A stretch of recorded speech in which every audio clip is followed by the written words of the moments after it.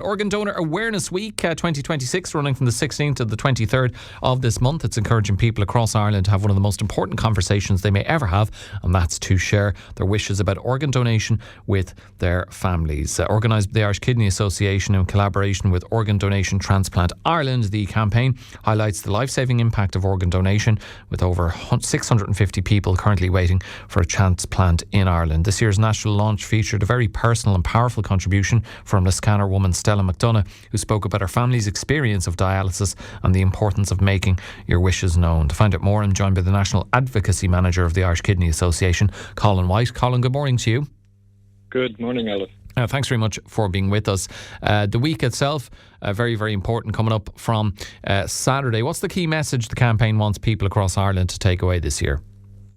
Our key message is don't leave your loved ones in doubt. It's have the conversation about organ donation. Many of your listeners will be aware that in June last year we saw the commencement of Part 2 of the Human Tissue Act, which brought in an opt-out register, and there was a lot of talk in the media about if you don't want to be considered a potential organ donor, you can opt out. Otherwise, everybody will be presumed to have consented. But you need to actually dig into the legislation to understand that a little bit better, because it's written very clearly that the role of the family remains pivotal, that organ retrieval for transplantation cannot go ahead if there's an objection from family. So this is why we're encouraging people to have that family conversation. So in the event of a family member being a potential organ donor, that you know their wishes and you can carry out their wishes. And indeed, that was one of the strongest themes in Stella's speech at the launch, the importance of family conversations around organ donation. She spoke movingly about her husband and daughter as well, both undergoing hemodialysis while waiting for transplants. Can you talk to us a little bit more about Stella's family story and why it resonates so strongly with the campaign? It's an incredibly powerful story. It really brought home the lived reality of what it's like in their case awaiting a kidney transplant. That, like Stella alluded to the fact that she felt it was they were surviving rather than living. It's kind of they're going from dialysis session to dialysis session. Like her daughter's going up to Dublin 4 times a week for dialysis. Her husband's going to Limerick 3 times a week for dialysis.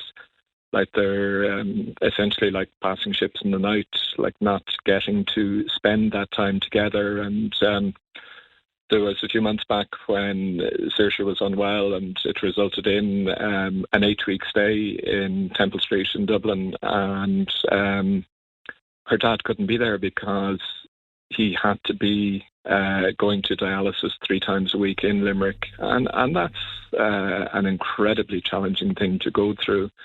And the whole kind of trying to keep your family together. And I was very taken with Stella. Like she keeps talking about her husband and her daughter, but Stella was trying to keep the ship afloat, and trying to make sure that everybody was doing okay. And she kind of said what the simple things it would mean to receive a transplant. Like I'd often hear people talk about it making the ordinary again. Like an example Stella gave was like taking a shower and not being worried about your dialysis line getting wet. Just simple daily things that you constantly have to be thinking of, constant reminders of your illness, but equally just constant burden that you have to manage. There's no choice. Like dialysis, you have to attend. Some people have referred to it as a part-time life support machine, essentially. Yeah, that sounds like a very apt description. I mentioned over 650 people currently waiting for a transplant in Ireland, and Saoirse's only 11 and already awaiting her first transplant, which must be so emotional. Can you talk to us about the role, Colin, you guys at the Irish Kidney Association play in supporting patients and families going through dialysis and transplantation? We can offer supports on a number of different levels. Like, for example, from a very practical level, we have our National Kidney Support Centre in the grounds of Beaumont Hospital. It's an accommodation facility that the Kidney Association owns and runs, and offers accommodation free of charge for patients and family members. So, for example, if Stella and Saoirse are in Dublin and need to overnight, they can come and stay in our centre free of charge. There's parking there that's free of charge, and it's only a short distance then from Beaumont to Temple Street. So it takes kind of a degree of worry and cost, like very practical cost, and also it's very good in that everybody who stays there has a kidney story. So over the years, I've seen so many friendships and just that kind of peer support that you're staying there, and you know the others who are staying there, they get it. They know the anxieties. They know those who have experienced transplantation. They know the joy of transplantation. They equally. I think what's a really important part of Donor Week, and it came out very clearly from all the transplant recipients who spoke at the launch, like we had heart, liver, lung, and kidney, pancreas transplant recipients speaking, was the gratitude, the appreciation, the acknowledgement. And it's not just kind of the day they got the transplant, they're appreciative. It's day after day. It's getting to enjoy that beautiful sunrise. It's, for someone of Saoirse's age, it's getting to be a child. Like, it's getting to have a childhood. It's getting to go out and mess with your mates and do whatever it is that brings you joy and happiness. And remembering that there's a family at a very, very tough time in their lives made a very selfless decision to give the gift of life. And I think all the transplant recipients really kind of got that message home, that not only them but their families and their place in society recognises the donor families and that difference.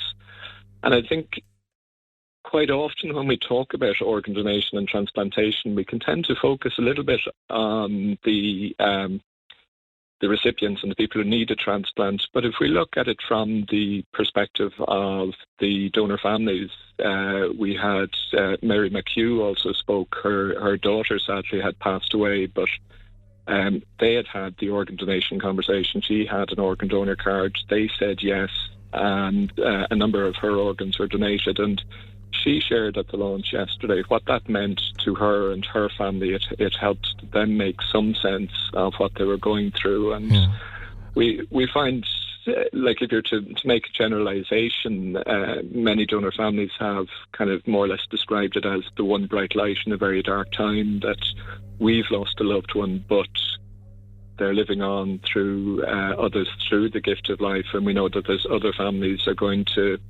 get to enjoy a summer holiday, get to enjoy a beautiful sunrise, get to enjoy being together. It is so important to be an organ donor and to have the conversation, and and the week itself running from the 16th to the 23rd, so important as well, Organ Donor Awareness Week. Colin, thank you for joining us on the show this morning. If I could just say very quickly, if people go to ika.ie/donor card, they can request a donor card to be sent by post, or even better, they can actually download a digital donor card to the wallet on their smartphone. And that's a great icebreaker for having the conversation. All right, Colin, thank you very much. That's Colin White, the National Advocacy Manager of the Irish Kidney Association, with us on Thursday's Morning Focus.